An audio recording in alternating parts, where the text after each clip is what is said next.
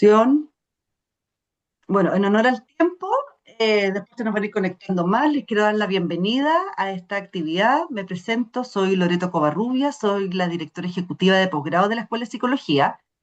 Y hoy lo que nos convoca, ¿no es cierto?, es esta actividad que hemos preparado a propósito de un nuevo diplomado que tenemos la charla es Derecho de la Infancia y su relación con el desarrollo infantil, que hoy nos acompaña Varinia Leiva. Ella es doctora en salud mental de la Universidad de Concepción, psicóloga clínica infanto-juvenil de la Universidad Adolfo Ibáñez, y ella también es parte, ¿no es cierto?, del diplomado en promoción de bienestar y desarrollo infantil de la universidad, que comienza prontamente, así que ella es parte del cuerpo docente, y ella nos va a hablar un poco también de la temática, entiendo, que tú vas a tratar en el programa. Así que, Varinia, todo tuyo. Yo las voy a estar acompañando acá durante la charla. Muchas gracias, Lore. Bueno, bienvenidas a todas y a todos. No les veo.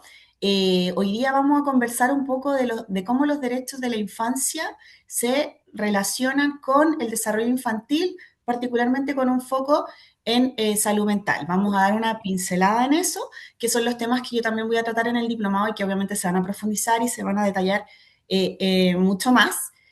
Mi estilo es que si tienen alguna duda, reflexión, comentario, la vayan diciendo en el momento. Como no les veo, hablen nomás, sin interrúmpanme, y la idea es como que puedan ir opinando o preguntando en el momento.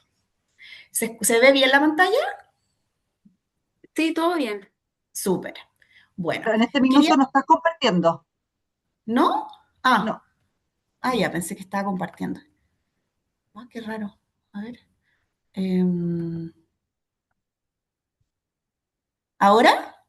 Ahora se está cargando. Ahí sí. Ya pensé que ya. Ahí Ya, sí, súper. perfecto. Bueno, partimos de nuevo entonces, es derechos de la infancia y su relación con el desarrollo infantil. Muestro esta foto. ¿Qué les provoca esta foto si ustedes la ven? ¿Qué les genera ver esta imagen? Yo te voy a acompañar. Veo, bueno, niños y diferentes culturas. Hay juego, hay compañía, diferentes culturas y diferentes épocas, por lo que veo. Se ve como más también tema rural o de ciudad, tema del aire libre. Súper, eso es. De alguna manera la infancia, la idea de infancia es un constructo sociohistórico, que básicamente la idea de derechos de la infancia es algo que se ha ido construyendo a lo largo del siglo XX y que no necesariamente ha sido respetado a lo largo de la historia, que vamos a mirar, y de alguna manera el desarrollar la idea de los derechos de la infancia favoreció la protección infantil, ¿cierto? Sin embargo, hoy en día todavía tenemos graves vulneraciones a los derechos de los niños que pueden partir desde dentro de la casa hasta incluso por los distintos estados, ¿cierto? Entonces aquí quería mostrar que la percepción que tenemos de la infancia ha ido cambiando históricamente y cambia de acuerdo a la cultura, pero por suerte, ¿cierto? La UNICEF, que básicamente es el Fondo por la Infancia asociado a la Organización de las Naciones Unidas, a la ONU, ¿cierto? Entiende que la infancia es una época en la que niñas y niños deben estar protegidos, ¿cierto? Tanto por su núcleo familiar como también por la comunidad y la sociedad a la que pertenecen, ¿cierto? Y ha suscrito un montón de acápites de qué son los derechos de la infancia, ¿cierto? Entonces, la UNICEF refiere que además la infancia es una época muy variable. Es distinto cuando hablamos de un preescolar, ¿cierto? Que un poco este diplomado tiene esa perspectiva, y cuando hablamos de niños en edad escolar, de 8 años, y cuando hablamos de adolescencia, todos pertenecen a la idea de la infancia, pero la infancia básicamente es un ciclo vital súper diverso, ¿cierto? Y de alguna manera, una de las problemáticas que ha habido es que las niñas y los niños han sido históricamente concebidos como sujetos de futuro, olvidando la relevancia y la calidad de los años en el aquí y el ahora, ¿cierto? Y la UNICEF pone en valor la relevancia de vivir a los niños hoy en día, cómo se sienten no solo por lo que van a hacer en el futuro, sino que por lo que son hoy en día.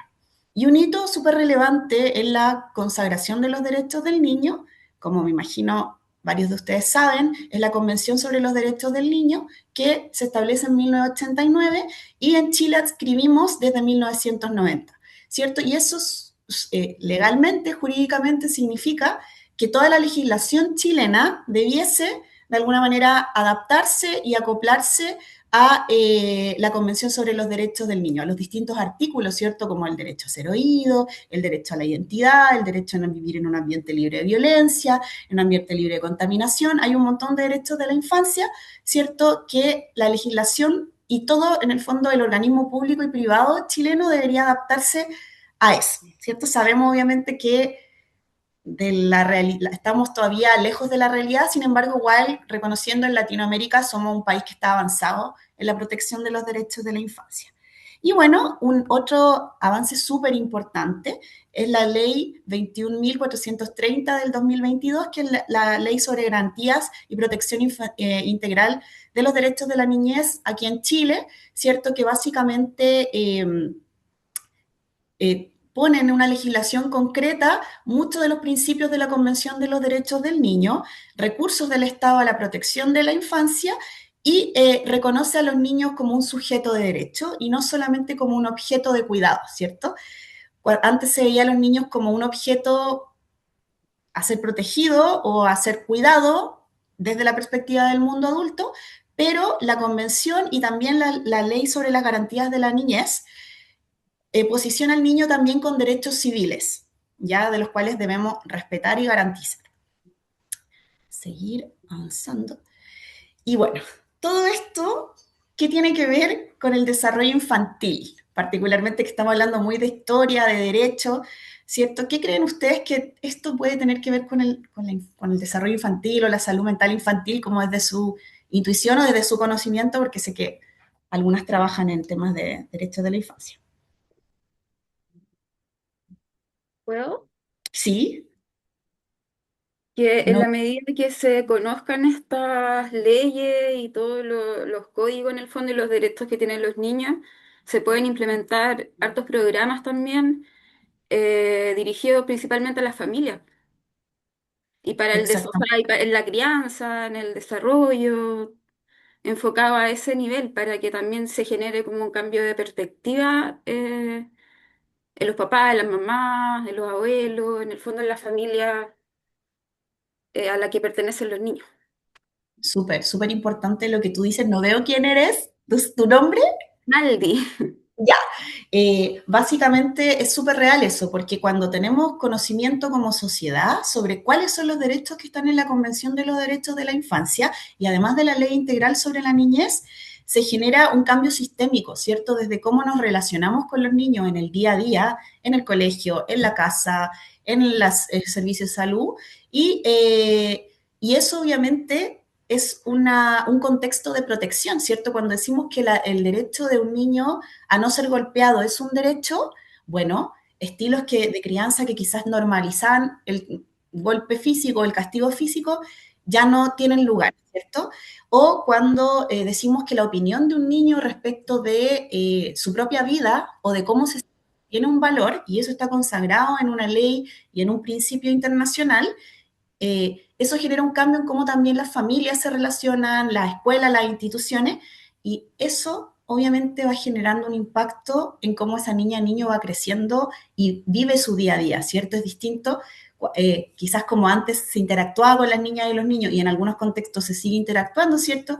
Los niños en una mesa y no tienen derecho a opinar, y los adultos aquí separados y los niños callados, y no tienen derecho a jugar, ¿cierto? Son como adultos chicos. Obviamente eso va generando represión emocional en los niños, va generando que posiblemente quizás su autoestima baje, ¿cierto? Y un montón de impacto en su desarrollo psicológico y físico que vamos a ir como mirando una pincelada hoy. Entonces, básicamente es eso, ¿cierto? Cuando tenemos un manto de internacional, que es validado internacional como la Convención de los Derechos del Niño, y tenemos evidencia científica psicológica de que el maltrato infantil, la victimización infantil, que vamos a ver lo que genera malestar, es una perspectiva ecosistémica, es decir, que básicamente al niño no podemos esperar, como antes se decía, lo llevamos al setting terapéutico, lo ponemos en la terapia y sánemelo. Ok, pero el niño va a sanar en la medida también que tanto la familia entienda que quizá golpeándole o insultándole o solamente teniendo un estilo autoritario, no va a quizás va a generar miedo, ¿cierto? Y ese miedo va a generar cambios conductuales, pero esos cambios conductuales no van a tener un impacto en el largo plazo y vamos a crear una persona en el día a día con una autoestima baja, inseguridades, etcétera. Entonces, como nos permite este manto más amplio, pero también un argumento, ¿cierto?, teórico y científico de decir, esto no es como una ocurrencia, porque muchos dicen, ¿y dónde están los deberes? Bueno, sí, tienen deberes los niños, pero esos deberes no pueden significar eliminar sus derechos fundamentales, ¿cierto? Si un niño no hizo la tarea, no cumplió su deber de hacer la tarea escolar, no va a perder su derecho a no ser golpeado, por ejemplo, ¿cierto? Y eso, en la medida que que estamos trabajando en ese cambio cultural, tiene un impacto directo en el desarrollo de los niños, en el presente y en el futuro. Entonces, el reconocimiento de niñas, niños, adolescentes como sujeto de derecho entrega un marco sobre el cual debemos actuar como sociedad. Y este marco permite un espacio socio-psicojurídico de protección al desarrollo infantil.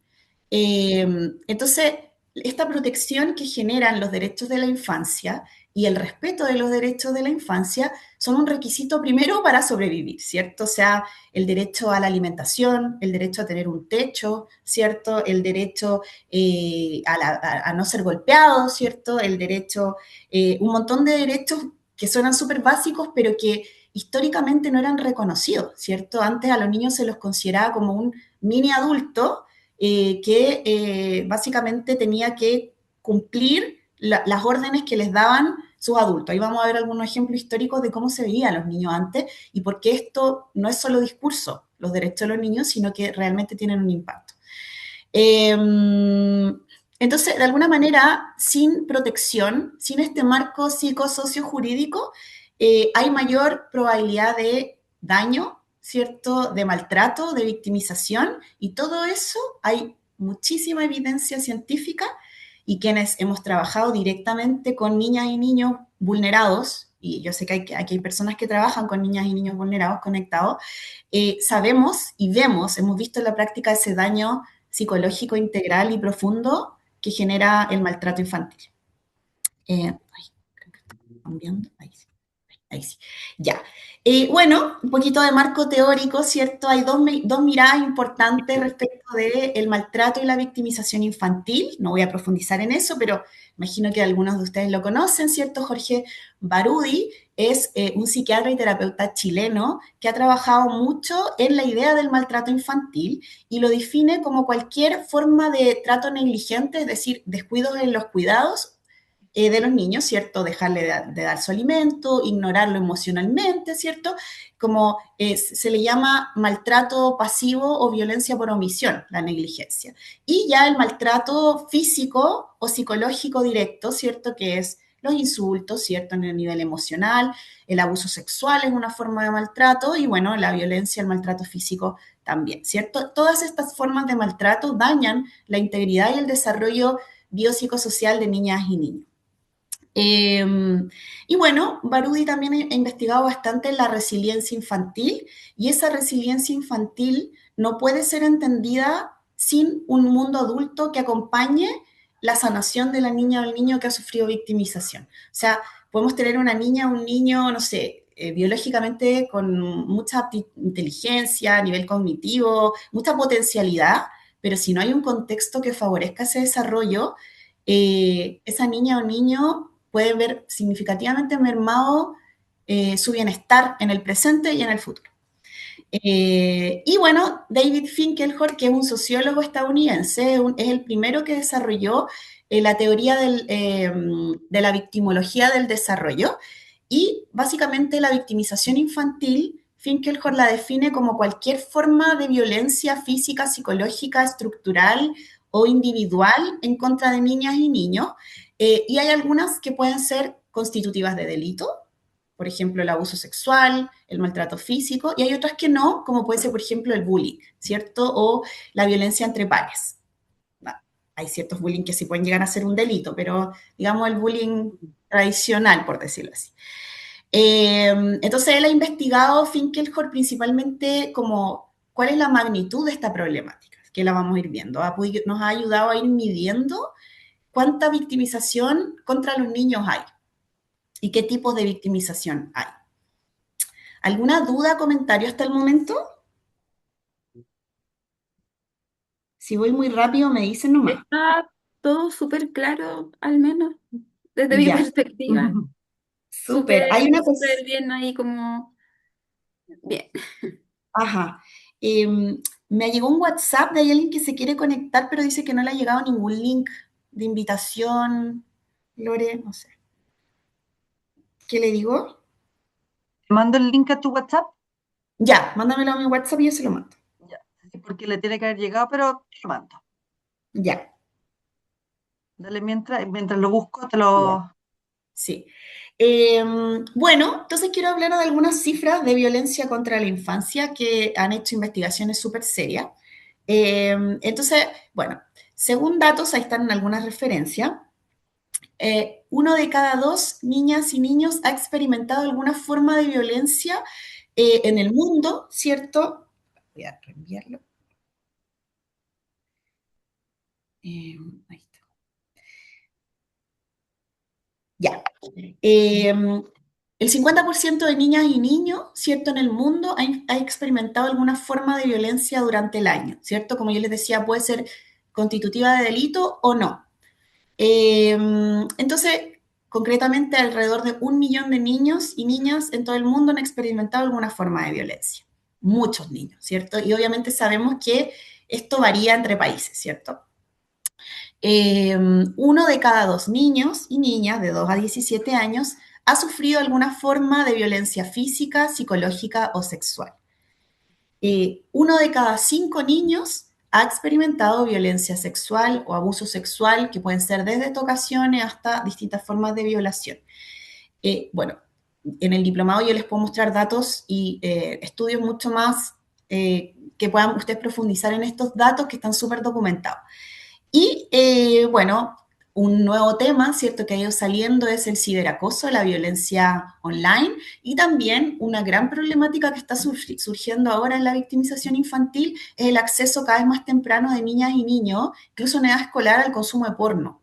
Y, por ejemplo, a mí me ha tocado ver a niñas y niños en consulta que el consumo de porno temprano les ha llevado a desarrollar síntomas muy parecidos a abuso sexual infantil, siendo que accedieron al porno no es, porque un abuso sexual es presentarle porno al niño, ¿cierto? Pero en muchos niños están accediendo porque es muy fácil llegar, ¿cierto? Entre pares, entre preadolescentes o incluso preescolar, empiezan a hablar, se empiezan a dar información y llegan fácilmente a consumir porno. Y en algunos casos he visto niñas y niños que han desarrollado síntomas muy parecidos al abuso sexual infantil.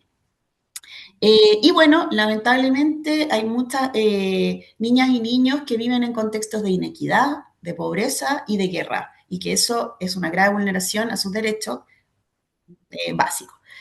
Y bueno, ¿qué es lo que dice la investigación y quienes trabajan y trabajamos por los derechos de la infancia? Que ninguna forma de violencia contra los niños es justificable, independiente del contexto, la situación política o la situación familiar, ¿cierto? Obviamente, quienes hemos trabajado, hemos visto familias que quizás tienen extrema vulnerabilidad. A mí me tocó trabajar, por ejemplo, con algunas familias migrantes, en mi tesis de doctorado que investigué estos temas, familias que, por ejemplo, estaban en el extremo norte y que vivían en situación de mucha pobreza y que la mayoría eran familias de Bolivia y que ellas como madre habían sufrido trabajo infantil durante su infancia y lo habían hecho para que su familia sobreviviera, por lo tanto tenían súper normalizado el trabajo infantil. Entonces, claro, no podemos llegar así como desde el autoritarismo a decir esto no. Sí se debe interrumpir inmediatamente, pero no empezar a apuntar con el dedo, sino que cómo ayudamos a la familia a entender que eso daña al niño o a la niña. Eso, a ver. ¿Alguna duda con esa información? ¿No? Ya, sigo. Bueno, entonces, ¿qué pasa en Chile? En Chile, los datos, bueno, tuvimos, no sé si han accedido, pero si no, les recomiendo mucho la última encuesta nacional de polivictimización que se hizo alrededor de 19.000 adolescentes en todo Chile, bueno, los resultados son públicos. Eh, bueno, el 80% de los niños ha sufrido alguna victimización durante su vida. Antes yo hablaba durante el último año. Sigo en las cifras globales, perdón, me estaba adelantando a Chile. Pues vamos a ver un poco más de Chile. Bueno, alrededor del 12%, según datos súper conservadores, 13% de niñas sería víctima de abuso sexual infantil en concreto, ¿cierto? Y lo que se encuentra en la mayoría de las investigaciones del mundo es que las niñas sufren más abuso sexual que los niños. En este caso se muestra una cifra del 18% de niñas en el mundo versus el 8% de niños. Igual, yo cuando estuve en Barcelona, en la Universidad de Barcelona, hicimos un estudio, una investigación con alrededor de 5.000 adolescentes españoles y algo que nos llamó mucho la atención, que era como contraintuitivo, era que independiente que las niñas sufrían más abuso sexual, propiamente tal, los niños sufrían más el delito de violación. Y ahí hicimos todo un análisis de género de que a lo mejor está más normalizada la violencia física contra los niños. Eso nos impactó como dato eh, de que hubiera más prevalencia en España de mayor violación hacia niños que a niñas. Ya, la polivictimización se refiere a los niñas y niños que están dentro del 10% más victimizados dentro de su país o del lugar de estudio o que han sufrido 4 o más victimizaciones. En el mundo, dependiendo del país, más o menos fluctúa entre el 35 al 50% de niñas y niños polivictimizados. Bueno, ahora sí, en Chile. Según esta encuesta y también otros estudios importantes que se han hecho en Chile, el 89% de adolescentes reporta que ha experimentado al menos un tipo de victimización a lo largo de toda su vida. Esta encuesta es del 2023, o sea, es súper reciente, es la última que se hizo, bueno, también la tiene la PDI, ha sido como súper analizada. El 39%, y que igual coincide con un poco las cifras mundiales, reporta maltrato por parte de sus cuidadores y a nivel mundial sale como la cifra más como prevalente, ¿cierto? Que es a nivel intrafamiliar. En Chile, nuestras adolescentes, el 18% sufrió abuso sexual, 25% niñas, 12% niños, y bueno, el 37% estaría en Chile polivictimizado. Más o menos estamos dentro de las cifras mundiales, ¿cierto? En abuso sexual estamos arriba. ¿Alguna duda hasta el momento? ¿Comentario, reflexión? ¿No? Ya.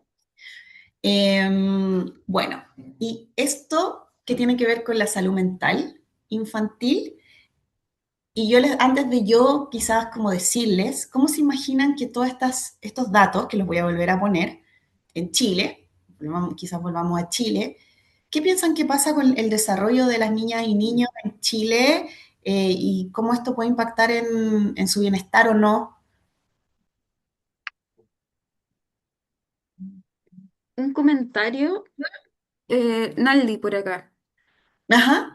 Eh, hay, bueno, me llama mucho o sea, en realidad no es algo que no se sepa, la verdad, de todo lo que tiene que ver con el ciberacoso, que ya no solo se ve en adultos, especialmente mujeres, sino que esto ya a niños.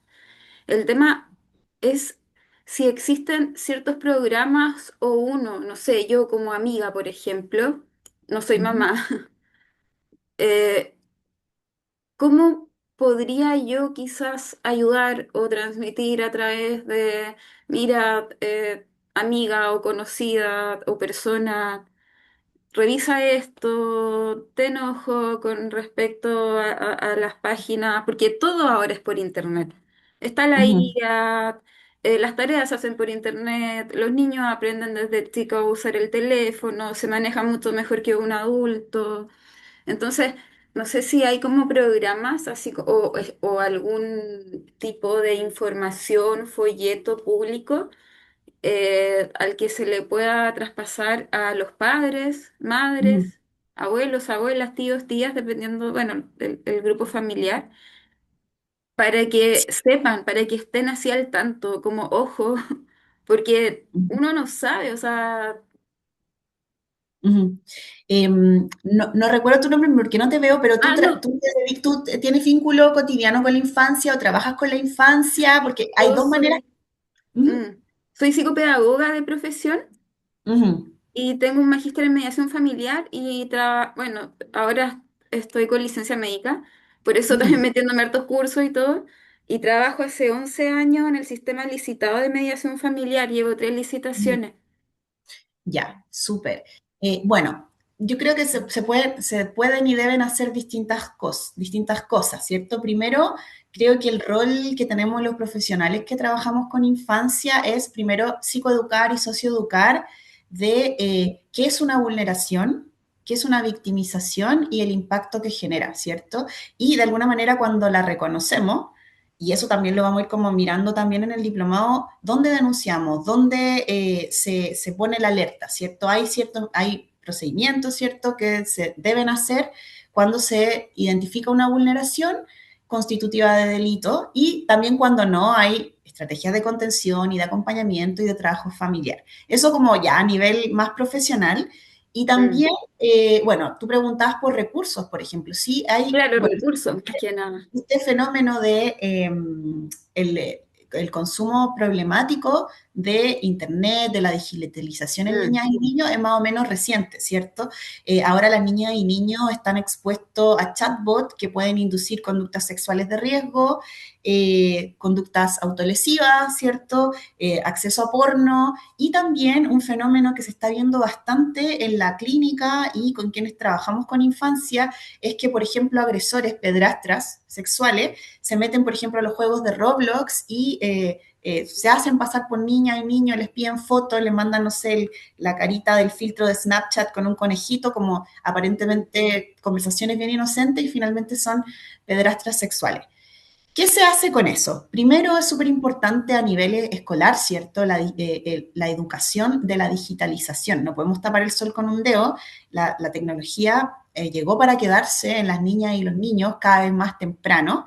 Sin embargo, sí podemos generar ciertas restricciones que hay, pero son bien pocas, ¿cierto? Entonces, es súper importante la educación digital a nivel escolar, ¿cierto? A las niñas y los niños, que las niñas y los niños sepan reconocer, y por eso también la idea Mm. de la infancia, cuando hay una situación de riesgo o de vulneración, ¿cierto? O sea, cuando un niño o niña sabe que esta conducta que me están golpeando no es algo normal, o que me estén mandando mensajes sexuales, o que me estén diciendo que me quieren tocar o que me quieren conocer, no es algo esperable, ¿cierto? Y porque además las personas, particularmente los agresores, abusadores sexuales, utilizan mucho la manipulación psicológica, el silenciamiento, incluso como que a veces lo plantean como un juego y un secreto. Mm. Entonces, cuando las niñas y los niños tienen educación sexual y también además en este caso necesitamos educación digital, podemos prevenir vulneraciones y podemos ayudar a las niñas y los niños que pidan ayuda. Ahora, respecto de la digitalización, hay un recurso súper interesante que desarrolló Save the Children en España, que está en español. Ustedes se meten a la página web, creo que está disponible, que es un manual para profesionales y también para los adultos, cuidadores, de cómo hablar de temas de educación digital y prevenir vulneración sexual en el medio digital. ¿Cierto? Y bueno, también el fenómeno de la violencia, ¿cierto? El bullying online, ¿cierto? Sabemos también que los adolescentes LGBT reciben mucho más bullying y mensajes de odio que adolescentes que no son de la diversidad. Obviamente es un trabajo sistémico, desde el núcleo familiar, desde la educación digital, desde las escuelas, cómo prevenimos la violencia y también cómo también las niñas van desarrollando empatía y también consecuencias por sus actos, ¿cierto? Derecho y consecuencias, pero que esa consecuencia nunca sea una vulneración de derechos. Entonces, claro, obviamente lo que te estoy diciendo es súper complejo, ¿cierto? Pero hay Mm. algunos recursos que ya están Hay saliendo recursos. y que están disponibles y que se pueden buscar y que están. Eso. Gracias. De nada. ¿Alguna otra duda, pregunta? ¿No? Bueno, entonces, ¿qué pasa con la salud mental infantil? Bueno, sin cuidado, sin protección, sin cariño, sin buen trato, no hay salud en las niñas y los niños, y básicamente en nadie, ¿cierto? Pero particularmente las niñas y niños están en desarrollo, son extremadamente vulnerables al contexto, y algo que caracteriza a la infancia es la dependencia, ¿cierto? Dependen de un otro para vivir, básicamente, ¿cierto? Y si ese otro les vulnera, les genera un daño enorme en su presente y en su futuro. Bueno, la evidencia científica muestra de forma consistente que la victimización, es decir, la violencia durante la infancia, en cualquiera de sus formas, constituye uno de los principales factores de riesgos para el desarrollo de problemas de salud mental a lo largo de la vida. Sin embargo, sus efectos no son inevitables y dependen de múltiples factores de riesgo y protección, pero particularmente cómo favorecemos la resiliencia infantil desde el contexto y desde este enfoque de derechos, cómo socioeducamos a las familias, cómo socioeducamos a la escuela, de que estos derechos no son porque sí, sino que impactan directamente en el bienestar infantil. Entonces, sin profundizar, ¿ciertos? Porque hay muchísima evidencia, que la idea la podemos ir profundizando si ustedes quieren seguir capacitándose en el diplomado. Hay, obviamente, trastorno de estrés postraumático, ¿cierto? Que es uno de los principales síntomas que se desarrollan producto de la vulneración. O el estrés que generan distintas formas de violencia, y cuando ya las formas de violencia son constitutivas de delito, por ejemplo, como maltrato físico o psicológico sistemático, crónico, o algunas formas de abuso sexual, particularmente de tipo intrafamiliar, generan lo que se denomina trauma complejo, que es que a diferencia del estrés postraumático, es distinto tener un trauma, por ejemplo, porque tú tuviste un desastre natural, ¿cierto? Y perdiste tu casa. Eso es traumático, incluso para un niño, que si, no sé, tu padre te abusó sexualmente sistemáticamente o te golpearon durante toda tu vida. Ahí el trauma complejo genera, además de todos los síntomas del trauma, que es la reexperimentación, ¿cierto? El miedo, la evitación, genera también problemas en el autoestima, descenso en el autoestima, problemas significativos en el desarrollo de relaciones interpersonales, ¿cierto? Y también favorece el desarrollo de síntomas depresivos.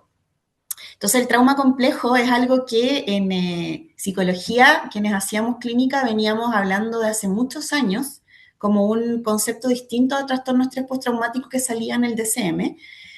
Y por suerte, el CIE 11 desde el 2022 incorpora la idea de trauma complejo a un diagnóstico y se llama actualmente trastorno de estrés postraumático complejo. Entonces ahora existe una categoría diagnóstica ya formal en el manual de psiquiatría, todavía no en el DCM, que habla del trauma complejo. Bueno, depresión. Hay estudios que dicen que podríamos prevenir alrededor de 10 millones de casos de depresión en el mundo si prevenimos el maltrato infantil, ¿cierto? Hay estudios longitudinales que muestran cómo personas que han sido víctimas de maltrato durante la infancia tienen muchísimas mayores probabilidades de desarrollar depresión a lo largo de su vida. Bueno, los trastornos ansiosos, conductas suicidas y autolesiones, que particularmente estas empiezan a presentarse con mayor prevalencia en la adolescencia, de adolescentes victimizados. También hay un mayor riesgo de consumo de sustancias dependiendo de la victimización, problemas conductuales y de regulación emocional, ¿cierto? Que son todo esto lo que se le llama los síntomas externalizantes, ¿cierto? Que son los niños que quizás no se comportan como el mundo adulto nos gustaría, ¿cierto? No son los niños, entre comillas, perfectos, sino que son niños que tienen problemas conductuales, relacionales, y que muchas veces el mundo adulto solo espera que el niño reprima su conducta sin tomar de fondo cuál es la causa de ese síntoma. Bueno, dificultades en el apego, ¿cierto? En los vínculos interpersonales. Hay muchísima información y bueno, hay estudios que, eso por tiempo ahora no lo vamos a alcanzar a profundizar, pero que muestran que también distintas formas de vulneración generan prevalencias de distintos tipos de síntomas, ¿cierto? Entonces, como que la depresión es como un síntoma bastante frecuente, obviamente el trauma, el trastorno de estrés postraumático también, pero hay otros tipos de síntomas o diagnósticos que son más prevalentes, por ejemplo, en víctimas de abuso sexual, otros en víctimas de maltrato físico, de maltrato psicológico. Son estudios todavía súper emergentes, todavía nos falta mucha evidencia como para entender cuáles son los caminos como diferenciados de consecuencias que generan las distintas formas de abuso, pero hay evidencia y estudios emergentes que han mostrado hoy no es lo mismo la consecuencia psicológica y en el desarrollo de un abuso sexual versus un maltrato físico. Hay muchos aspectos en comunes, pero ¿qué lo diferencia? Y eso todavía se está como generando evidencia. Bueno, de hecho yo estoy postulando a un fondo de investigación que busca ver un poco el impacto neuropsicológico y en las distintas formas de psicopatología que pueden desarrollar las distintas formas de maltrato infantil. ¿Alguna duda? ¿Comentario? ¿Reflexión? Quizá un comentario Ajá, o reflexión, no sé, ajá. que estaba pensando también en que actualmente existen altos diagnósticos en los colegios de niños que con TEA, ¿ya? Ujú. Que en el fondo es una realidad, más allá si el diagnóstico eso no es, es una realidad. Y hay muchos tipos de neurodivergencia que siempre la han habido, pero ahora se ha dado como más a conocer, no sé. También está ahí como el bullying entre pares con respecto a estos niños que presentan neurodivergencia. Está también el desconocimiento de profesor, también de las familias con respecto a cómo trabajar con estos niños y adolescentes, que igual Tal es un cual. tema Bueno, complejo. sí, las distintas como diagnósticos del neurodesarrollo o condiciones del neurodesarrollo y también, por ejemplo, los déficits cognitivos son Ujú. niños que están aún más vulnerables a victimización. Y tanto desde estas victimizaciones por pares no constitutivas de delito hasta también distintas formas de abuso que constituye delito. Entonces Claro. eso sí es súper relevante. También nos falta mucho como investigar Sí. saber qué es realmente lo que está pasando con esas niñas y niños, si lo estamos mirando o no, y también su impacto en el desarrollo. O sea, cómo puede afectar a una niña o niño TEA o neurodivergente que ya quizás tiene algunas diferencias en cómo se vincula con el mundo. ¿Qué pasa cuando ha sido vulnerado esa niña o niño? Estamos generando un daño gigante, ¿cierto? Ya una niña o niño que tenía una Las sensibilidad más revictimizadas. exactamente. Súper. ¿Alguna otra duda, comentario? ¿No? Ya. Sobre Bueno, el diplomado, quizás. ya, sí, eso, bueno, decirles un poco primero agradecerles quienes se conectaron, no las había visto. Esto era una pincelada un poco para dar como un marco de cómo las distintas formas de victimización, de violencia impactan en el desarrollo, pero que también tenemos algo con qué sujetarnos, que son los derechos de la infancia y que esos derechos, cuando los conocemos bien en profundidad, y podemos ver cómo la evidencia muestra que estos derechos han favorecido el bienestar y están directamente relacionados con la psicología, con la educación y con, no son solamente palabras jurídicas como ajenas a los niños, sino que directamente se vinculan en su desarrollo. Y claro, ahí voy a abrir la palabra a preguntar por el diplomado, pero en el diplomado es un diplomado con muchísimo contenido de infancia y uno de los temas va a ser profundizar en esta relación entre salud y los derechos del niño. Así que eso. Lore, no sé cómo seguimos. Mire, si quieren, a ver, déjame, si quieren, bueno, saber cómo del diplomado lo que les contaba la Marina, claro. Esta es la primera versión del diplomado. Espérame que voy a abrir, podríamos compartir la pantalla. Ay, se me fue, perdón, un segundo, que se me fue para otro lado. Acá, claro, el Diplomado en Promoción de Bienestar y Desarrollo Infantil, el programa parte el 12 de agosto, es una en modalidad online, online en vivo, vía Zoom en el fondo, o sea, con clases en vivo, pero online, donde la primera y la última sesión se hacen en modo híbrido, modalidad híbrida, para que de alguna manera los que están en Santiago, porque igual es un programa que lo toman al ser online de afuera de Santiago, incluso de otros países, los que puedan ir a la sede se puedan conocer y todo.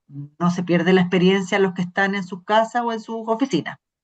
Eh, claro, y el horario, en el fondo, es una vez a la semana, que son los miércoles, desde las 5 a las 20:15 horas. Como les contaba la Verinia, en el fondo, un poco comentarles como de la malla tiene 4 distintos módulos, ¿no es cierto? Que el primer módulo es la introducción al bienestar y al desarrollo de la primera infancia, donde se analiza el bienestar y desarrollo infantil desde un enfoque biopsicosocial, abordando, ¿no es cierto?, los procesos que ocurren desde la gestación hasta los 8 años, considerando cambios físicos, cognitivos, emocionales y sociales, así como también los factores contextuales que influyen en la primera infancia. Luego el segundo módulo es la etapa prenatal, que explora los procesos biológicos, emocionales y sociales que ocurren durante la etapa prenatal, así como las implicancias de esta fase en el desarrollo posterior del niño o niña. Luego está el módulo 3, que es el parto y puerperio, donde se abordan los aspectos fisiológicos, emocionales y vinculares del parto, reconociendo su importancia en el inicio de la relación con el recién nacido y en la configuración de la coparentalidad. Y luego el cuarto módulo y módulo final es la estimulación, desarrollo y entorno de cuidado, donde se identifican las estrategias y herramientas para favorecer el desarrollo integral durante la primera infancia, fortaleciendo las redes de cuidado, la parentalidad sensible y el trabajo sociocomunitario.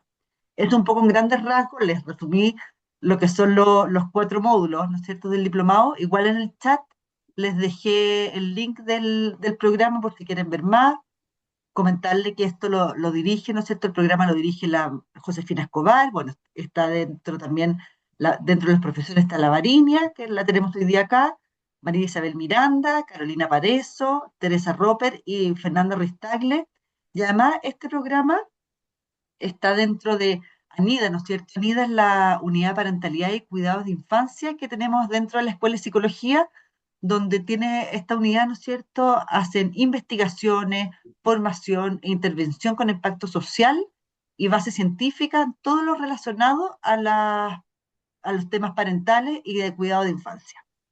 Es un poco está como donde está amparado y de dónde nace, ¿no es cierto?, el diplomado. Así que igual yo en el chat les dejé el link si quieren saber algo más, bueno, y tienen nuestros contactos y todo.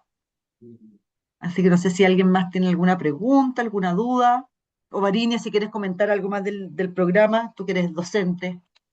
Sí, no, nada, el programa tiene profesionales buenísimas que trabajan cada una en áreas como súper concretas de la infancia, está focalizado, bueno, en infancia temprana, pero también tiene una perspectiva como más amplia, por ejemplo, la de los derechos, o por ejemplo, Tere Roper trabaja desde las desigualdades territoriales, o sea, que en el fondo tiene mucho que ver con los derechos, o sea, es distinto una niño que crece con acceso, por ejemplo, a áreas verdes, versus una niña o un niño que no tiene ese acceso, que no tiene esos espacios, y qué pasa con ellas y ellos, y eso el diplomado tiene como mucho potencial para que ustedes puedan conocer más de eso, y habla también como de la relevancia de los cuidadores, ¿cierto? De repente también como sociedad somos súper castigadores y castigadoras con los cuidadores, con las madres, con los padres o quien sea el cuidador, pero también existe algo que se llama, por ejemplo, burnout parental. ¿Qué es eso? ¿Por qué pasa?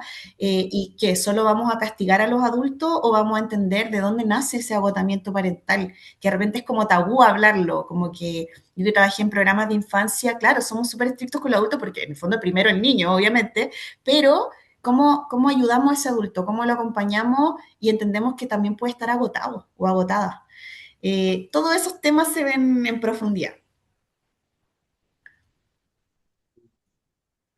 No sé si tendrán alguna otra duda, comentario. Bueno, comentarles que la charla queda grabada, después la vamos a subir al sitio bueno, del diplomado y se comparte a los inscritos a la charla. Así que ahí la vamos a compartir. Muchas gracias. Muchas No, gracias. gracias a ustedes. No tuvimos tanta asistencia, pero sabemos que de repente los horarios son más difíciles. Estamos a lo mejor en época de vacaciones escolares, los colegios, algunos colegios de vacaciones, pero sabemos que es un tema súper importante. Por eso también desde la Escuela de Psicología de la universidad creemos que es fundamental estos temas. Por eso se creó este programa, ¿no es cierto? Son temas súper importantes para nuestro país, nuestra sociedad, así que estamos con estos temas importantes que creemos que es de vital importancia seguir educándonos nosotros como profesionales, ¿no es cierto?, en esto y otros temas. Así que muchas gracias, Varinia, te pasaste por todo. Muchas gracias a los que pudieron participar y esperemos nos podamos encontrar en otra oportunidad. Que tengan una muy buena tarde. Muchas Un Muchas gracias. abrazo. gracias.